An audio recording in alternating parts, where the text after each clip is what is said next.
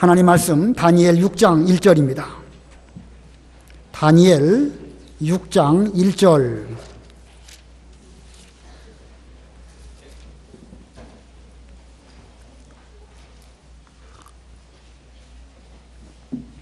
다니엘 6장 1절 말씀 4절까지 봉독합니다. 다리오가 자기의 뜻대로 고관 120명을 세워 전국을 통치하게 하고 또 그들 위에 총리 셋을 두었으니 다니엘이 그 중에 하나이라. 이는 고관들로 총리에게 자기의 직무를 보고하게 하여 왕에게 손해가 없게 하려 함이었더라. 다니엘은 마음이 민첩하여 총리들과 고관들 위에 뛰어남으로 왕이 그를 세워 전국을 다스리게 하고자 한지라.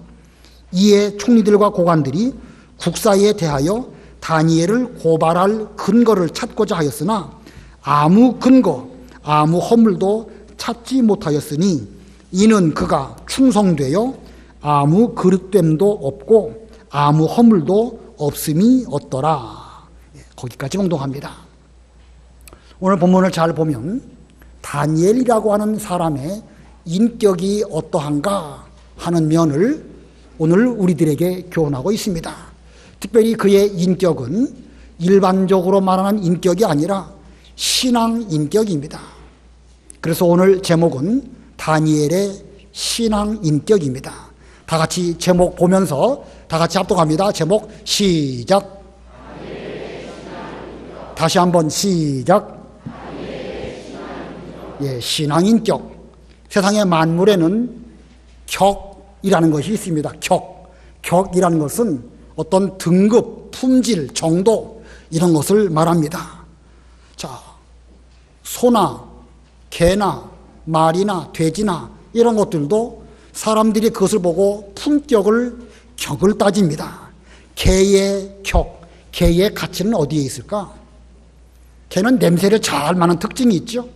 잘 맡아가지고 그걸로 군대 같은 데 가면은 군견이 있는데 군견 가운데에 폭발물 냄새를 잘 맡는다든지 아니면 마약 냄새를 잘 맡는 그런 개는 계급이 올라갑니다. 군견 가운데도 계급이 있어요. 하사도 있고 중사도 있고 개에게도 그런 계급이 있습니다.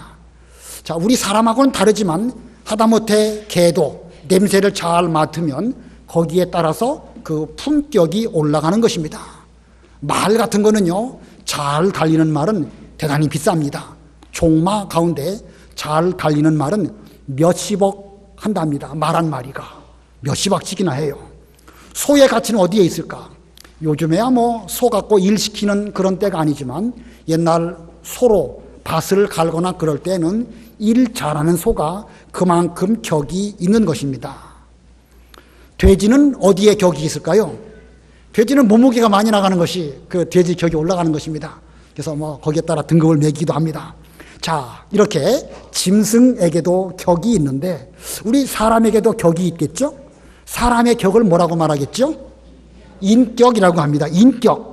예, 그 사람의 가치가 어디에 있을까? 그 사람은 사람 됨됨이가 어떠할까? 이런 걸 가지고 그 사람의 인격을 우리는 논합니다. 박태환 선수가 수영을 아주 잘해가지고 올림픽에서 금메달 땄습니다. 그 사람 인격이 훌륭한 사람일까요? 미국 그 펠프스라는 사람은 금메달을 8개나 땄어요.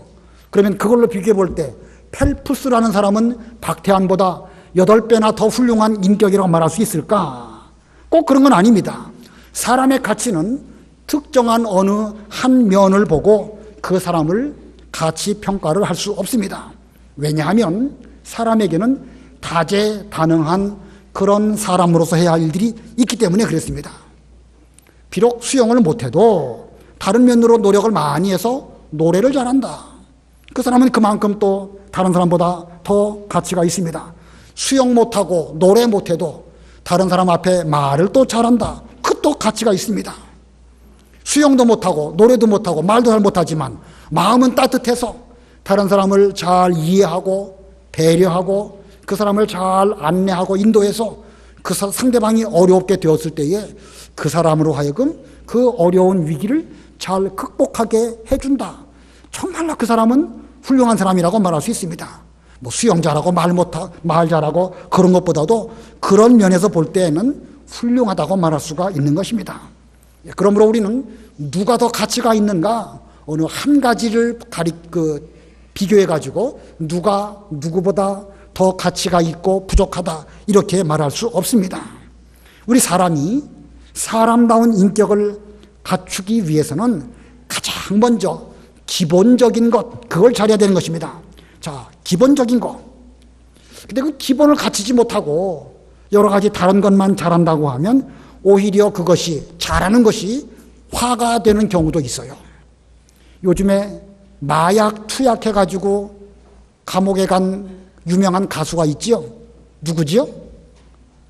우리 명림교회 교인들은 그런 거 잘 모르시나 봐요. 저는 잘 아는데. 예, 박유천. 저는 박유천이 누군지 몰랐습니다.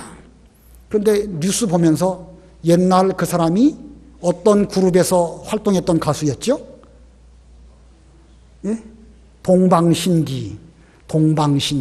여러분, 동방신기가 뭔지 알지요?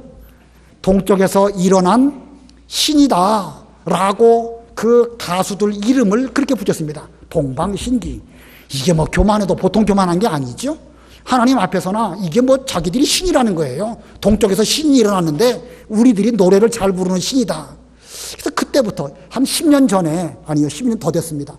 2005년도쯤부터 활동했던 사람으로 제가 기억하고 있는데 그때부터 들었던 이름인데 그 사람 가운데 지금 그 박아무개라고 하는 사람이 나왔는데 나는 마약 한 적 없습니다 라고 거짓말했다가 그게 다 들통이 나가지고 이제 여러 가지 어려운 일을 겪게 되었습니다. 그가 노래 잘하고 인기 있고 돈도 많이 벌었을 것이지만 그는 근본적으로 거짓말한 것, 오히려 마약한 것보다도 국민들을 향하여서 나는 마약 안 했습니다 라고 거짓말한 것이 더 미움을 사게 되었고 그 사람의 인격이 떨어지는 이런 결과를 가져오게 되었습니다. 저는 명립교회의 목사로서 적어도 우리 명립교회의 학생들은 기본적으로 먼저 자기 인격을 잘 만드는 이런 사람들이 되기를 바랍니다. 이 인격, 이것이 기본이고 그 위에 기초가 되어가지고 그 위에 우리 학생들이 자녀들마다 다 잘할 수 있는 것이 있어요. 노래 잘하는 사람, 악기 잘하는 사람, 수영 잘하는 사람, 마음 따뜻한 사람, 사회봉사 잘하는 사람, 하나님 잘 섬기는 사람, 모든 면들을 먼저 이 신앙적인 기본 위에 이런 것들을 잘 갖추고 함양해서 우리 명립교회 출신 주일학교 학생들이 세상에 나아가서도 다 훌륭한 사람들이 되었으면 좋겠습니다. 그러나 만일 그와 같은 인격을 만들지 못한다고 하면 그 위에 아무리 대단한 것들을 세운다 할지라도 오히려 더 그것이 화가 되고 오히려 더 위험합니다. 그러므로 우리는 인격적인 기초를 튼튼하게 해야 됩니다. 여러분, 인격 위에 10층짜리 건물을 세우려고 하면 10층에 걸맞는 기초를 닦아야 되는 것이고 100층쯤 되는 건물을 지으려고 하면 100층에 걸맞도록 넓고 깊고 튼튼하게 자신의 인격을 잘 만들어서 그 인격 위에 우리 학생들이 다 잘할 수 있는 그런 소질 개발을 잘한다고 하면 정말로 존경받는 이런 사람들이 될 수가 있을 것입니다. 그런데 인격에도요 또 다른 면이 있습니다. 세상 사람들이 말하는 인격이 있는가 하면 우리 하나님 앞에서 하나님 보시기에 어떠한 인격이냐, 이것을 신앙인격이라고 말합니다. 그러니까 인격과 신앙인격, 이건 다른 거예요. 인격과 신앙인격, 물론 종류로 본다고 하면 같은 종류이지만 그러나 구별을 해본다고 하면 이거는 완전히 그건 역시도 격이 달라요. 격이 다르고 이건 차원이 다른 것입니다. 세상에 나아가서 정말로 젠틀맨, 신사숙녀가 되어가지고 교양도 있고 말도 예쁘게 하고 다른 사람을 배려를 잘하고 그 좋습니다. 필요합니다. 그러나 그 안에 하나님 앞에서 하는 그런 신앙이 빠져 있다라고 하면 그것은 하나님 앞에서는 아무런 의미가 없습니다. 세상에서 훌륭하고 위대하게 될지는 몰라도 하나님 보시기에 올바른 다니엘처럼 신앙인격을 가진 사람이냐, 이렇게 말하기는 어렵다는 것입니다. 오늘 본문의 다니엘은 부모와 헤어져서 바벨론으로 포로 잡혀간 그런 사람입니다. 그러나 그는 분명 어릴 때부터 그 부모로부터 신앙적인 훈련과 교육 잘 받았고, 그리고 신앙 인격을 잘 갖춘 그런 튼튼한 신앙 기초 체력을 갖고 있는 사람이었습니다. 그래서 그는요, 바벨론 나라에 갔을 때에 바벨론 나라의 느부갓네살 왕 때에도 총리가 되었고, 느부갓네살 왕이 죽고 벨사살 왕이 되었을 때에도 그 밑에서 총리가 되었고, 그러다가 벨사살 왕이 죽고 바벨론 나라가 멸망합니다. 바벨론 나라가 멸망하고 나서 이제 세워진 나라가 무슨 나라냐면 메데라고 하기도 하고 파사라고도 불려지는 나라. 이걸 우리는 성경에서는 옛날에 메데 파사라고 했습니다. 사실은 메데라는 나라가 잠깐 있다가 파사라는 나라하고 이렇게 병합이 되어가지고 우리가 일반적으로 말할 때는 메데파사 그러는데 그게 바로 페르시아입니다. 페르시아. 자, 이 페르시아라는 나라의 다리오 왕 때에도 역시 또 총리가 되었습니다. 대단하죠? 한 왕 밑에서 총리가 되는 것도 쉽지가 않은데, 느부갓네살, 벨사살 왕 때 총리가 되었고, 그 나라 멸망하고 페르시아가 이제 이 제국으로 세워졌는데, 그 페르시아 나라의 다리오 왕 밑에서도 총리가 되었으니까 그는 대단한 사람은 분명합니다.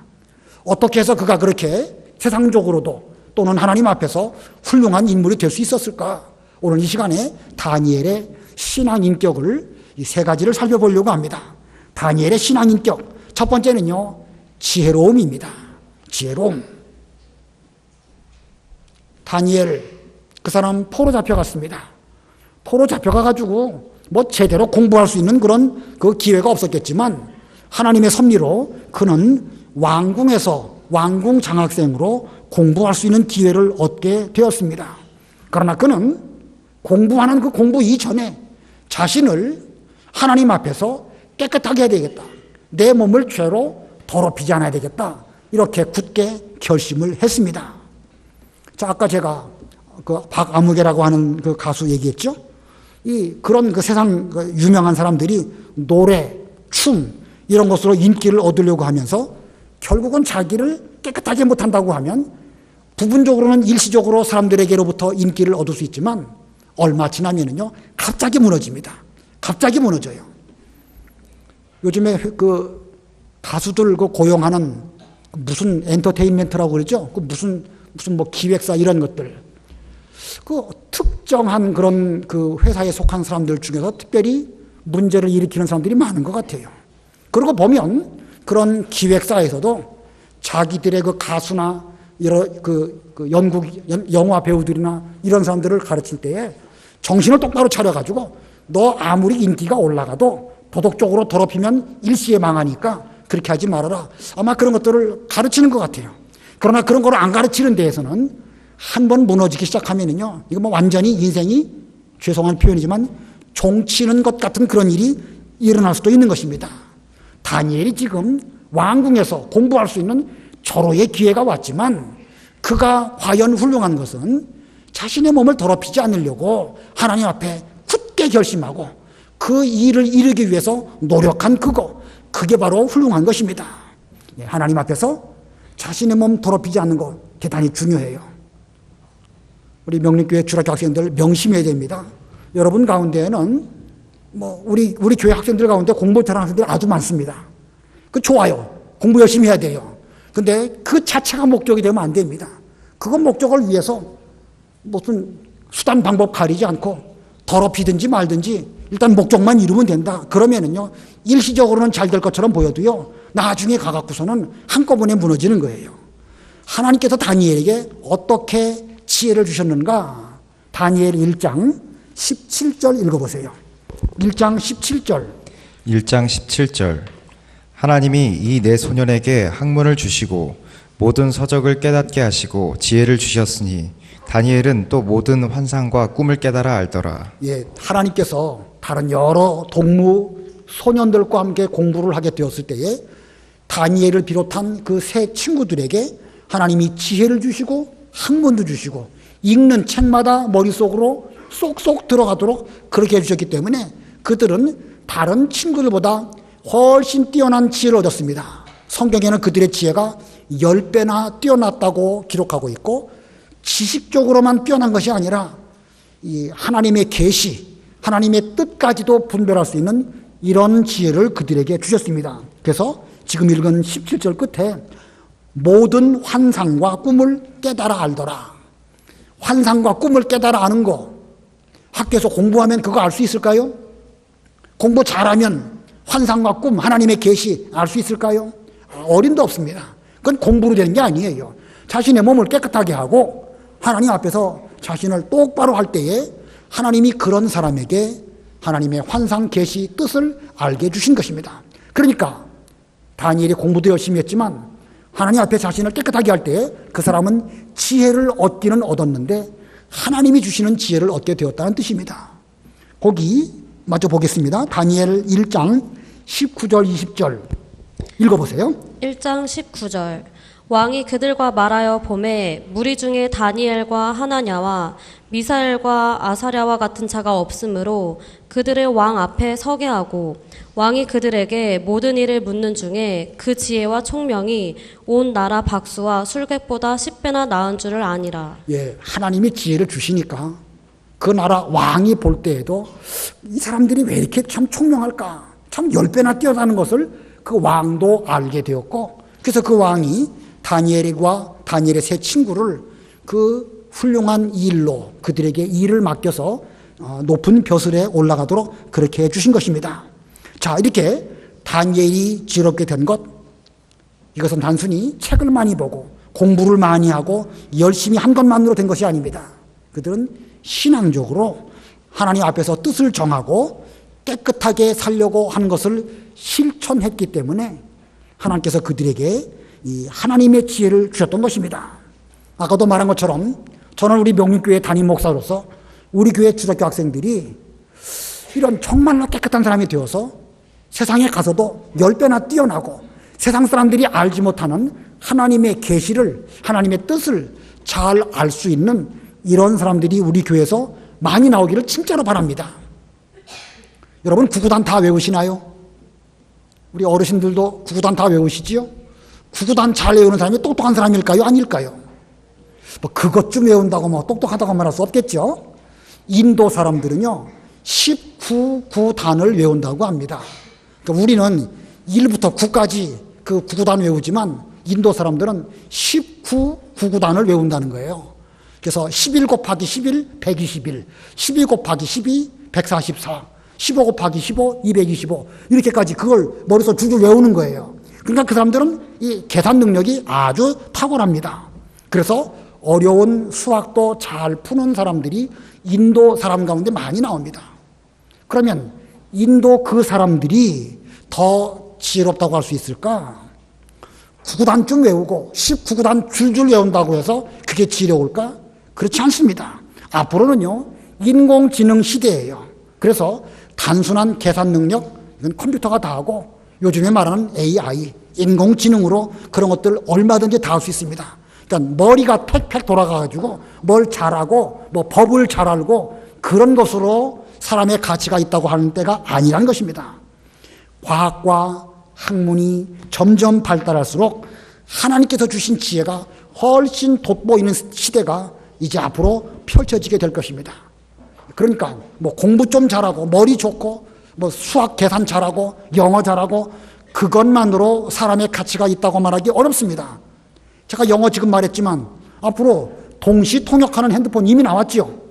핸드폰 가지고요 영어로 말하면 한국말로 말하고 한국말로 말하면 영어로 말하는 그런 시대가 왔어요. 영어뿐만 아니라 뭐 인도말, 독일말 얼마든지 다 할 수 있는 그런 시대가 왔습니다. 지금부터 더 중요한 건 무엇이냐?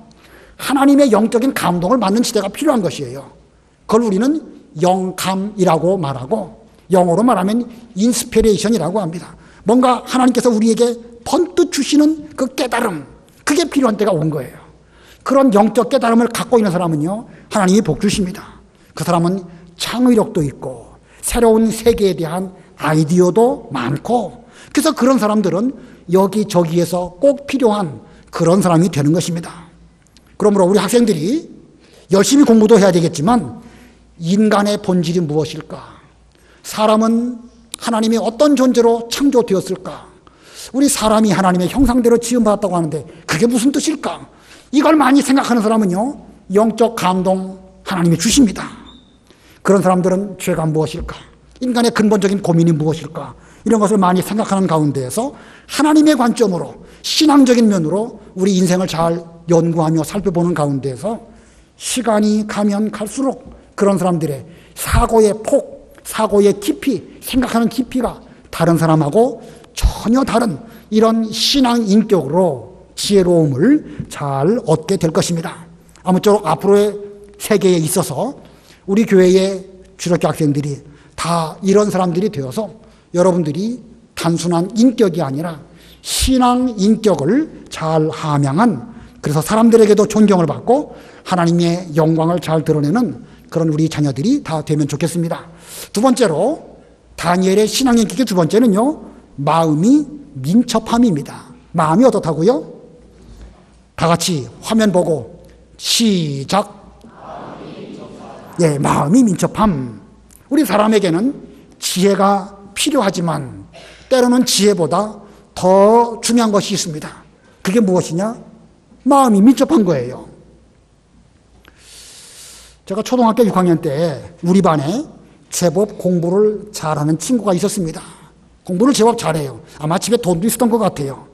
그런데 민첩하지 못합니다. 학교 와가지고 친구들하고 어울릴 때에 맨날 뚫게 맞기는 하고, 좋은 건 아니에요. 왕따 시키는 게 좋은 건 아닌데, 뭐 걔가 다른 아이들보다 별로 부족한 것도 없는데 이상하게 친구들하고 잘 못 어울리고 생각하는 면이 좀 둔한 것인지, 그래가지고 결국은 그 제 친구의 어머니가 와가지고 우리 아들 다른 곳으로 전학 가게 하겠습니다 해갖고 전학을 갔습니다. 제가 볼 때 그 친구는 과외 공부를 잘해서 그랬는지 공부는 제법 했는데 결국은 민첩한 어떤 상황에 맞게 어떤 일들을 잘 처리하는 면이 부족해서 다른 학교로 전학을 가고 말았습니다. 실제로 직장 생활을 해보면은요, 좋은 대학교를 졸업을 하고 직장에 들어왔다 할지라도 민첩하지 못하면 일 못합니다. 공부를 잘해서 좋은 대학 나오고 시험을 잘 보아서 점수는 좋기는 좋은데 그것보다 더 중요한 게 있습니다. 그게 무엇이겠습니까? 지금 말한 두 번째가 무엇이죠? 민첩한 거예요. 민첩한 거. 돌아가는 분위기를 딱 파악하고, 아, 여기에서 내가 말을 해도 이렇게 해야 되겠다.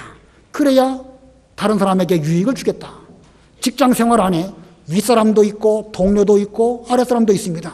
이런 가운데에서 밉상으로 말하게 되면 어떤 사람에게는 아부하는 말이 되겠지만 다른 사람과의 관계가 불편해지게 되면 그 사람 직장 생활 잘 못하는 사람입니다. 이 분위기에 맞는 말이 뭘까? 이 분위기에서 내가 어떻게 행동을 해야 전체 모든 사람에게 귀여움을 받고 또 내 하는 일이 잘 될 수 있을까? 이렇게 생각할 수 있는 사람, 그 사람이 민첩한 사람입니다.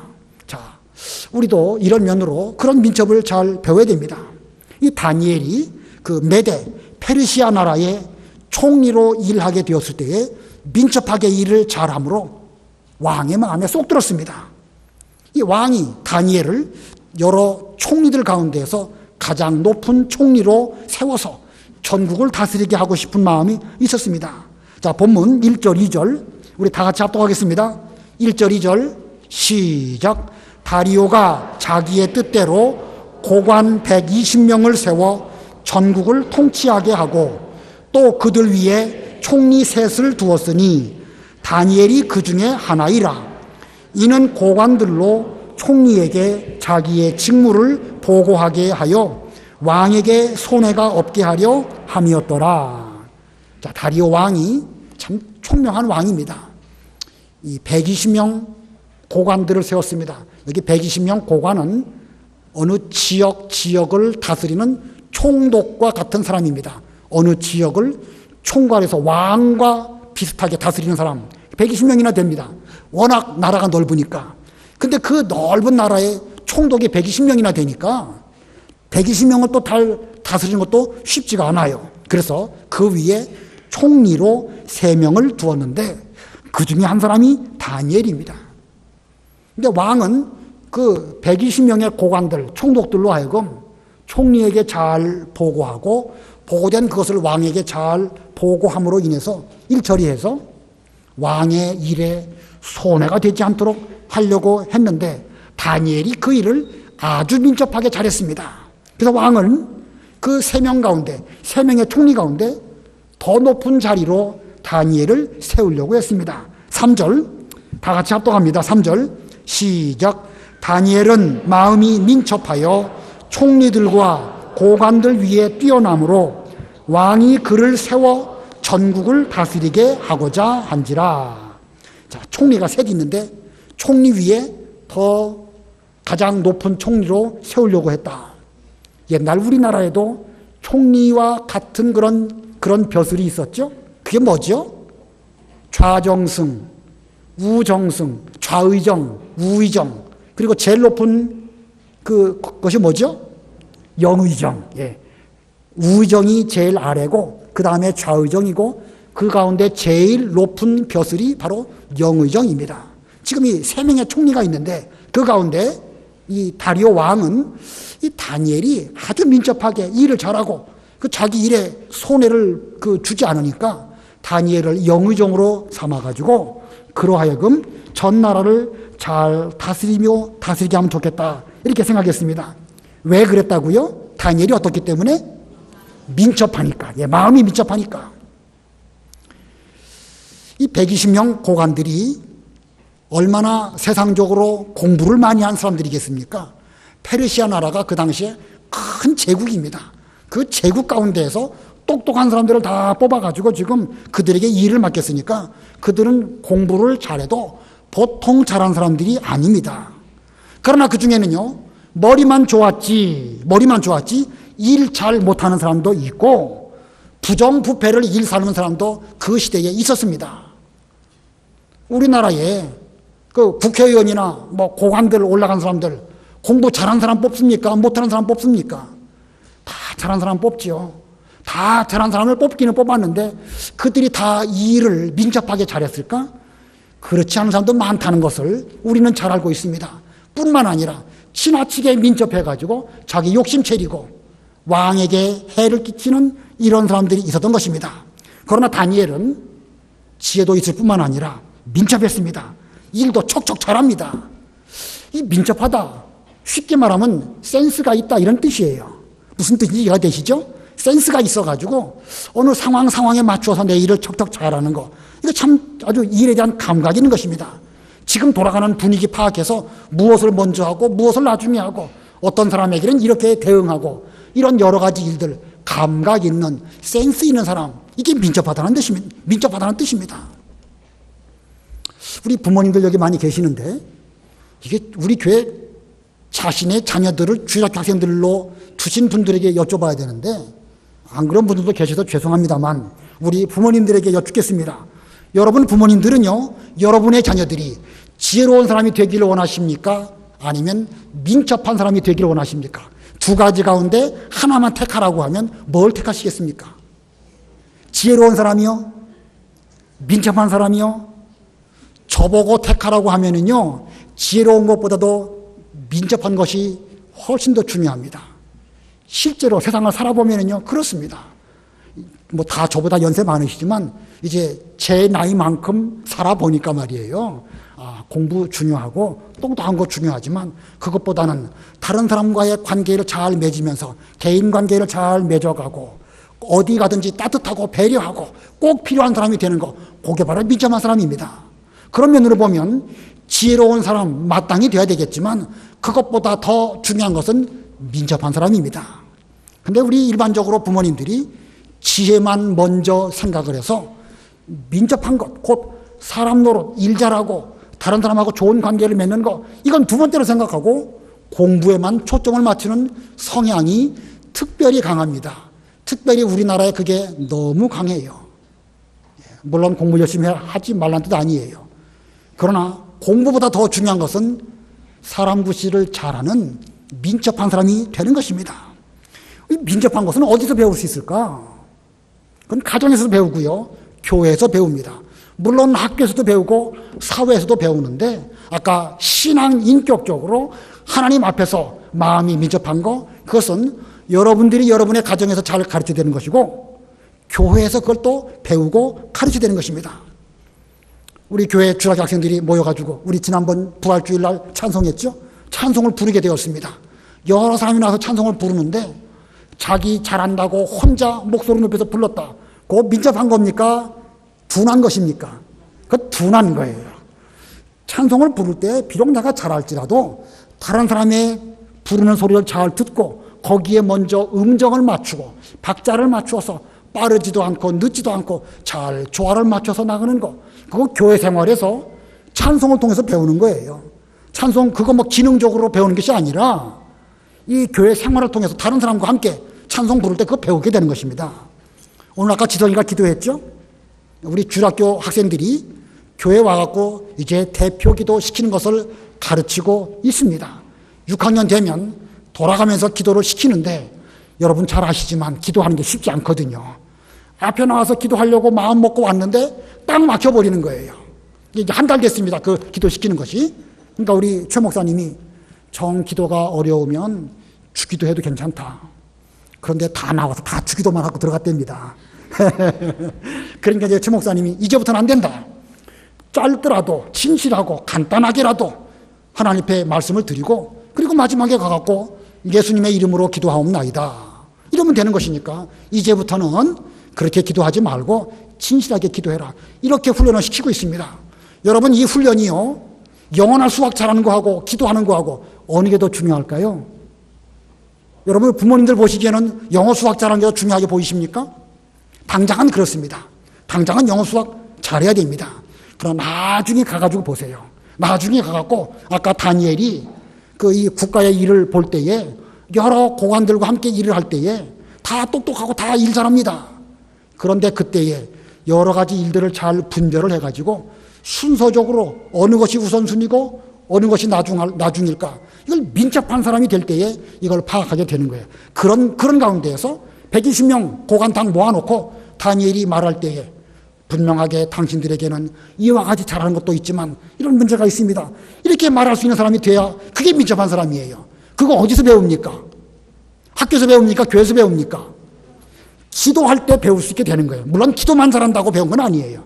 기도만 잘한다고 그 사람이 인격이 좋은 건 아닙니다. 그러나 그런 기도를 잘하게 될 때에 여러 사람 앞에서 기도할 때에는 내가 이렇게 말하는 것이 옳구나. 더군다나 그 기도는 누가 들으시는 기도죠? 하나님이 들으시는 기도예요. 그러니까 세상 사람들이 말하는 센스 있다고 하는 그런 센스가 아닙니다. 하나님은 나의 기도를 어떻게 받으실까? 내가 진심으로 기도하기는 했는데 이 내 진심이 과연 진짜 진심일까? 자기를 돌아보면서 하나님 앞에서 그렇게 기도하는 사람, 이게 신앙 인격을 구비한 그런 민첩한 것입니다. 이런 것들을 어디서 배우느냐? 우리 주일학교에서 배우는 거예요. 그때 부모님들이 이 주일학교 교육의 소중한 면을 아셔야 되는데 아시는 것 같으면서도 모릅니다. 전도를 하는데 여러분 전도하는 거 해보셨습니까? 아마 이 가운데 손 들어보라고 하면 전도 한 번도 안 하신 분들 계실 거예요. 실제로요, 전도해보면요, 전도하는 거 어렵습니다. 누구 앞에 가가지고 그 전도지를 이렇게 전해주면서 예수 믿으십시오 라고 말하는 그 자체가 대단히 어렵습니다. 근데 그런 것들을 언제 배우지요? 주일학교 때 배우는 거예요. 주일학교 때. 네, 주일학교 때 전도지 많이 말고 한 장, 두 장 주고 나아가서 기도하고 내가 저 사람에게 꼭 이 복음을 전해야 되겠다. 간절한 마음으로 하나님께 기도드리고 그리고 그것을 전해줄 때에 내가 예수 믿는 진실한 기쁨을 전해줄 수 있도록 그렇게 전해라. 이렇게 훈련을 시키면은요, 그 아이들이 나가서 전도합니다. 저도 그렇게 해서 전도를 처음 배웠습니다. 그러다 보니까 나이가 들어서도 전도하는 일이 뭐 여전히 어렵긴 하지만 그래도 이만큼 할 수 있는 것은 주일학교 때 배웠기 때문에 가능한 것입니다. 여러분 주일학교 때 그런 거 가르쳐야 되는 거예요. 그게 민첩을 배우는 것입니다. 아주 중요해요. 찬송을 부르는 거, 기도하는 거, 예배를 드리는 거, 그리고 전도하는 거, 그리고 여러 사람들이 모여가지고 원만한 대인관계를 잘 이루어가는 거 아주 중요합니다. 직장생활을 해보니까 가장 힘들고 어려운 게 대인관계입니다. 근데 교회에 오니까 훨씬 어려운 게 대인관계예요. 저는 이거 뭐 제 얘기 그냥 건너갑시다. 그만해. 자, 우리는 특별히 민첩을 말할 때에 하나님 앞에서 민첩해야 됩니다. 지금 하나님이 나의 행동과 나의 마음가짐을 어떻게 보실까? 하나님이 지금 답답해 하실까? 아니면 그 추수 때에 여름 냉수같이 속 시원하게 여기실까? 여러분들을 보실 때 하나님이 시원하실까요? 답답하실까요? 우리 중학교 학생들 답해 보세요. 하나님이 우리들을 보실 때에 속 시원하실까요? 아니면 답답하실까요?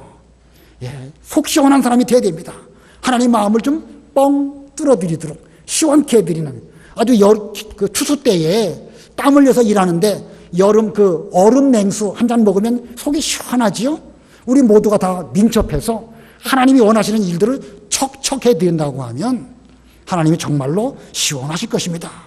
아무쪼록 우리는 세상에서 말하는 센스 말하는 것이 아니에요. 교회 생활을 통하여서 하나님 앞에서 민첩한 이런 사람들이 다 되시기를 바랍니다. 그 다음에 세 번째로 그는 어떤 사람이었는가? 신앙인격적으로 세 번째는요, 충성됨입니다. 충성됨. 충성되다. 다른 말로 말하면 세상 사람들이 말하는 표현으로 바꾼다고 하면 성실하다 그런 뜻입니다. 충성, 성자가 성실할 때 같은 성자입니다. 자, 예를 들어서 어떤 회사 내에 아주 민첩한 사람이 있습니다. 일도 잘하고요. 윗사람 눈에도 쏙쏙 잘 들어옵니다. 그래가지고 여러 가지 일들을 민첩하게 잘하는 사람이 있습니다. 근데 그 사람이 살살 요령 피우고 보이는 데서는 열심히 일하는 척 하다가 안 보이는 곳에서는 농땡이를 피운다. 그거 민첩한 것입니까? 교활한 것입니까? 그건 교활한 거예요. 그건 민첩한 게 아닙니다. 그러니까 민첩한 다음에는요, 반드시 성실하고 충성돼야 됩니다. 민첩해가지고 어떤 일을 아주 능수능란하게 잘하기는 하는데 성실하지 못하다, 그 사람 더 위험합니다.